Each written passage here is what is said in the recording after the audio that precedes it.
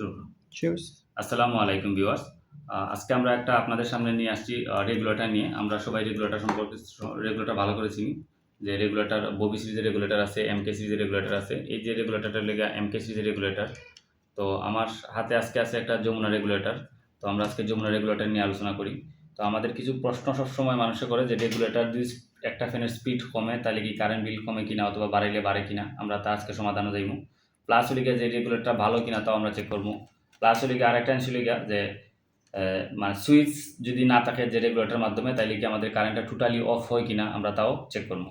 তো আমরা তিনটা জিনিস চেক করবো। তো চেক করতে গেলে এবং কাজ করতে গেলে আমরা কয়েকটা জিনিস সাথে নিছি। একটা লেগে আমাদের একটা ক্লিপ অন মিটার আছে, মানে এটা প্রপার চেক করতে গেলে একটা ক্লিপ অন মিটার লাগবে। আমরা একটা ক্লিপ অন মিটার হাতে নিছি। আমাদের একটা মাল্টিপ্লাগ লাগবে অথবা একটা সোর্স লাগবে, আমরা একটা মাল্টিপ্লাগ নিছি। আর লাগবে আমাদের একটা series testing board. Series testing board নিছি আমরা এগুলো চেক করার লাগিয়া, ঠিক আছে। তো এই তিন চারটা জিনিসের কম্বিনেশনে আমরা আজকে চেক করবো যে ক্যাপাসিটি এই যে রেগুলেটরটা ভালো না খারাপ, তারপরে লেগা এই কারেন্ট বিল কম আসে না বেশি আসে, তারপরে লেগা সুইচটা কি অফ হয় কিনা আমরা এগুলো চেক করবো। তো আমার দেখা যদি আমাকে প্রশ্ন করা যে রেগুলেটরটা ভালো কিনা, মানে আমার দেখা সর্বোচ্চ লেভেলে বেস্ট রেগুলেটর, এরপরে আমি কোনো ভালো রেগুলেটর পাই নাই। তার কয়েকটা বিশেষত্ব আছে এই রেগুলেটরের, এই যে যমুনা রেগুলেটরের বিশেষত্ব আছে। এই রেগুলেটরটা মূলত ক্যাপাসিটর টাইপ রেগুলেটর। আমরা ক্যাপাসিটর টাইপ রেগুলেটর কোন কারণে ব্যবহার করি? আমরা এখন বেশিরভাগ বাসা বাড়িতে যে আমরা জেনারেটর ইউজ করি, জেনারেটারের পাশাপাশি আমরা আইপিএস ইউজ করি। তো আমরা একদম ভালো করে জানি যারা জেনারেটর ইউজ করি অথবা আইপিএস ইউজ করি, আমাদের যে কারেন্টের যে ভোল্টেজের যে ফ্রিকোয়েন্সি যে তারতম্যটা ঘটে, ঠিক আছে, ভোল্টেজটা বাড়ে কমে, তখন আমাদের বেশিরভাগ সময় ক্যাপাসিটরগুলো বারবার নষ্ট হয়ে যায়। তো আমার সাজেস্ট মানে যমুনা রেগুলেটর এটা সাজেস্ট না, মানে ক্যাপাসিটর টাইপ যাতে রেগুলেটরগুলো আমরা ব্যবহার করি, যেসব রেগুলেটরের মধ্যে ক্যাপাসিটর আছে সেই রেগুলেটরগুলোতে আমরা খুব বেশি ব্যবহার করি, ঠিক আছে।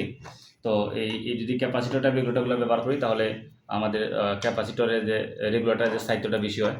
তো আমরা এখন যে রেগুলেটর পরীক্ষা করতে গেলে আমরা যা লাগছে তা আমরা দেখি।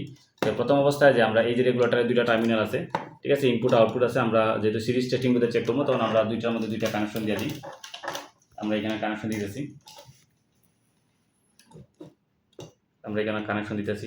যেহেতু আমরা খোলা কাজ করতে গেলে হাত দিয়ে এগুলো অবশ্যই হাত দিয়ে ঘোরাইতে না, আমরা বাসায় যাতে ট্রাই না করি, কারণ অনেক সেন্সিটিভ জিনিস, যদি কোনো শর্ট সার্কিট হয় তাহলে বড় দুর্ঘটনা করতে পারে।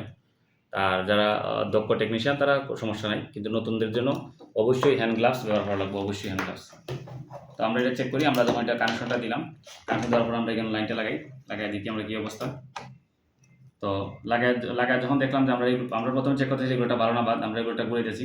যখন দেখি যে আমরা এখানের মধ্যে আলোটা কমতেছে বাড়তেছে, আমাদের আলো কমে বাড়ে, ঠিক আছে। তার মানে কিটা, মানে আমাদের এগুলোটা অবশ্যই ভালো আছে। এখানে অফ হয়, আমরা যখন আবার বাড়াইতে চাই সব কাজগুলোই করে, ঠিক আছে। এখানে একটা স্পার্কিং শব্দ হয়।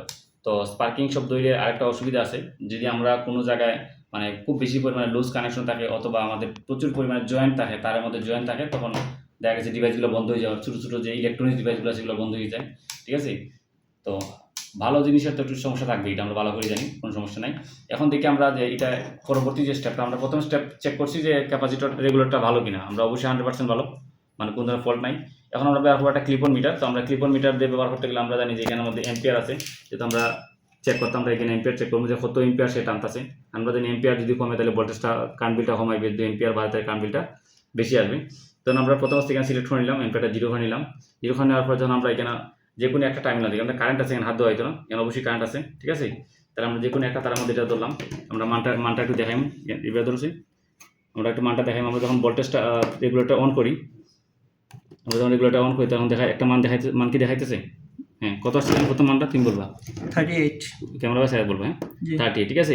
যখন আমরা মানে এটা একদম ফুল ভোল্টেজ আছে, যখন আমরা একটু কমাইতেছি তাহলে কমাইলে কি আমাদের ভোল্টেজ, আমাদের এম্পিয়ারটা কি কমছে? কত আসছে? 33। তার মানে কিটা অবশ্যই এম্পিয়ার আমার কমছে, ঠিক না? যদি আমি আরো কমাই কত আসছে? 31। এখন আরো কমাই 26। তার মানে যতটা আমি কমাইতে ততটা কি এখন কত আসছে? 24। মানে আমি যতটা মানে স্পিড কমাইতেছি ফ্যানের তত কি আমার কারেন্ট মানে এম্পিয়ারটা কমাইতেছে, আর এম্পিয়ারটা কম মানে এটা কারেন্ট বিলটা অবশ্যই কম আসবে। এখন যেহেতু এইটার মধ্যে আমাদের কি নাই, মানে সুইচ নাই, যেহেতু কিছু রেগুলেটরের মধ্যে সুইচ নাই, তাহলে কি সুইচ না থাকলে কি সুইচ ছাড়া কি এটা কন্ট্রোল করা যায়? এখন দেখি আমরা এটা একদম অফ করে দিলাম, এখন দেখছি কোনো মান আসছে কিনা, মানে কোন ধরনের মানে সম্পূর্ণ মান কি 0। তার মানে কি এই রেগুলেটরটা এমনভাবে ফাংশন করা যে আমি যদি সুইচ ইউজ নাও করি তারপরে কি সে প্রপারলি কাজ করবো, কোনো ধরনের আমাদের ফল্ট হইতো না। হ্যাঁ, এখন একটা প্রশ্ন থাকি যায়, সেটা হলো আমাদের অবশ্যই মাথায় রাখা লাগবে যে আমরা যাতে যেহেতু এটা আমাদের সুইচ নাই, তাহলে আমাদের যাতে ফেজের মধ্যে ফেজ থাকে, নিউট্রালের মধ্যে নিউট্রাল থাকে, ঠিক আছে? যাতে আমরা এই পোলারিটিটা আমরা মাইনে চলতে পারি, তখনই আমাদের এই রেগুলেটর প্রপার কাজ করবে। তো আর রেগুলেটর বিষয়ের বৈশিষ্ট্য এইখানেই বললাম যে আমরা বেশিরভাগ বাসা বাড়িতে আইপিএস এবং সোলার সিস্টেম আছে। তো তাদের বাসা বাড়িতে বারবার রেগুলেটর নষ্ট হয়, কমপ্লেন আসে। তো এই রেগুলেটরটা ব্যবহার করলে ভালো সার্ভিস পাওয়া যায়। শুধু এই রেগুলেটর না, ক্যাপাসিটর টাইপ যতগুলো রেগুলেটর আছে সবগুলোই ভালো সার্ভিস পাওয়া যায়। আসসালামু আলাইকুম।